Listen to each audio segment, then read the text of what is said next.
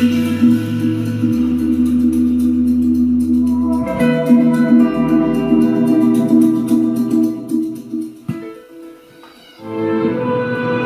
Ledang terkenal bukan hanya kerana misteri Puteri Gunung Ledang dan aktiviti paranormal yang berlaku di situ.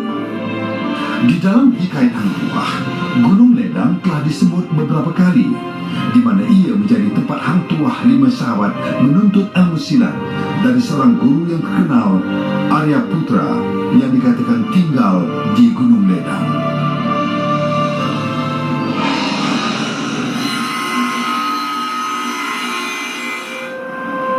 Di dalam filem Puteri Gunung Ledang, cinta telah berputih antara Gusti Puteri Retno Dumilah ketika Hang Tuah melawat Majapahit.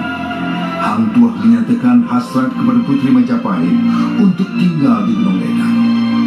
Tetapi di dalam sejarah, adakah hubungan tersebut benar-benar wujud?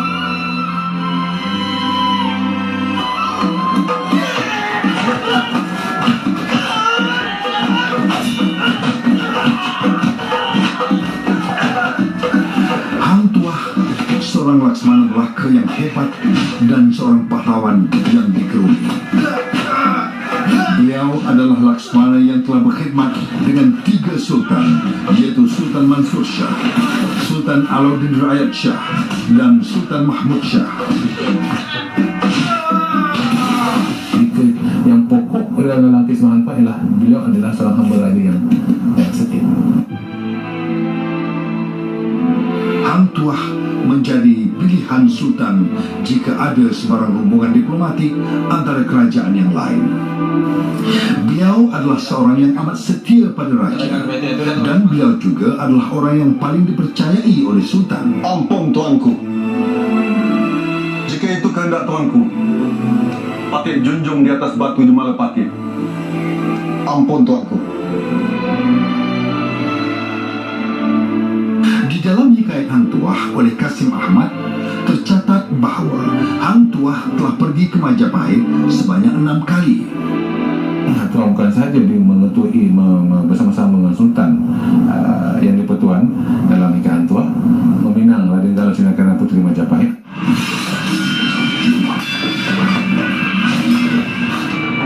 Hang Tuah amat dikenali apabila beliau berjaya pergi ke Majapahit dan dianugerahkan keris Tamingsari, senjata istimewa yang dipercayai boleh memberikan kuasa luar biasa kepada pemiliknya.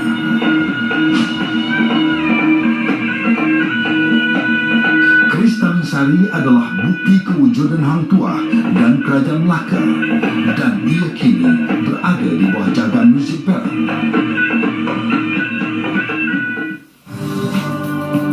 Walaupun Hang Tuah hebat di dalam seni mempertahankan diri dan strategi peperangan, namun beliau sering kali diarahkan Sultan untuk tujuan diplomasi kerana penampilannya yang menarik.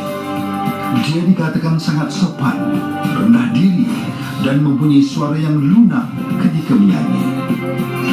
Hang Tuah yang terkenal dengan mewakili Sultan dalam hal-hal peminangan dan perkahwinan Sultan. Di dalam hikayat Hang Tuah dikatakan Hang Tuah telah membina hubungan baik dengan kerajaan Cina yang membawa kepada perkahwinan Puteri Hang Lipo dari Cina dengan Sultan Melaka. Hang Tuah juga berjaya dalam usaha peminangan Raden Galuh Mas Ayu dari Majapahit dan membawa balik Tun Teja dari Pahang untuk Sultan Mahmud. Raja saja yang tahu tentang kekuatan atau keistimewaan yang dimiliki oleh Hang Tuah atau Laksmana untuk mengizinkan beliau melakukan perkara yang disebutkan tadi. Mengikut filem, Hang Tuah telah diarahkan untuk mengetuai rombongan meminang ke Gunung Ledang. Hang Tuah telah mendaki Gunung Ledang untuk menyampaikan hasrat Sultan untuk memperistrikan Puteri Gunung Ledang. Namun sayangnya, Puteri Gunung Ledang pula telah patah hati kerana cinta sejatinya Hang Tuah. Lelaki yang membuatkan beliau lari meninggalkan tanah airnya telah mengikut apa yang dihajati oleh Sultan Melaka. Hang Tuah seorang yang amat setia kepada rajanya, tidak dilemahkan dengan segala arahan, walaupun ia bakal meragut nyawanya sendiri.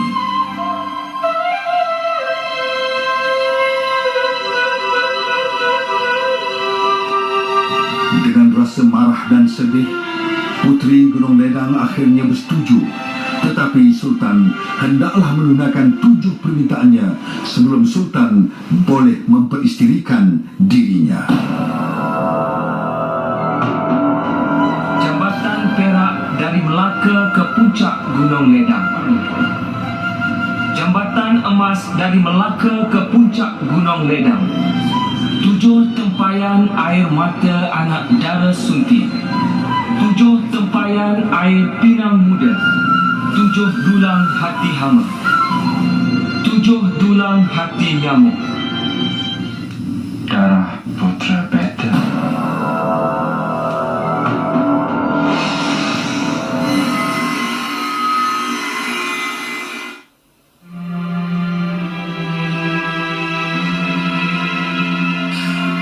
Mengikut teori sejarah, tiada cakitan rasmi yang mengatakan Hang Tuah telah berjumpa dengan Puteri Gunung Ledang untuk menyampaikan hasrat Sultan. Apa yang tercatat di dalam Suratus Salakin secara jelas mengatakan bahawa Tun Mamat, seorang lagi pahlawan Melaka, telah pergi berjumpa dengan Puteri Gunung Ledang. Sekali lagi, tiada bukti kukuh yang mengatakan Puteri Gunung Ledang telah menjalinkan hubungan dengan Laksmana Melaka, Hang Tuah.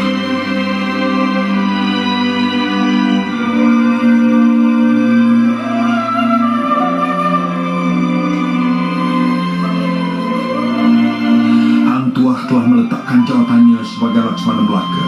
Sebaik saja serangan Portugis ke atas Melaka sekitar tahun 1500. Mengikut hikayat Hang Tuah telah meninggalkan Melaka dan tinggal di dalam hutan.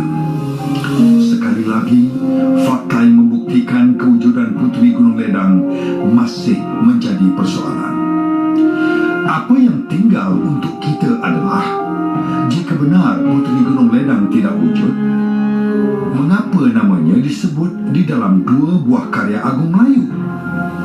Satu perkara yang sama yang tertulis di dalam kedua-dua karya sastra sejarah tersebut adalah berkenaan dengan 7 permintaan sebagai syarat peminangan.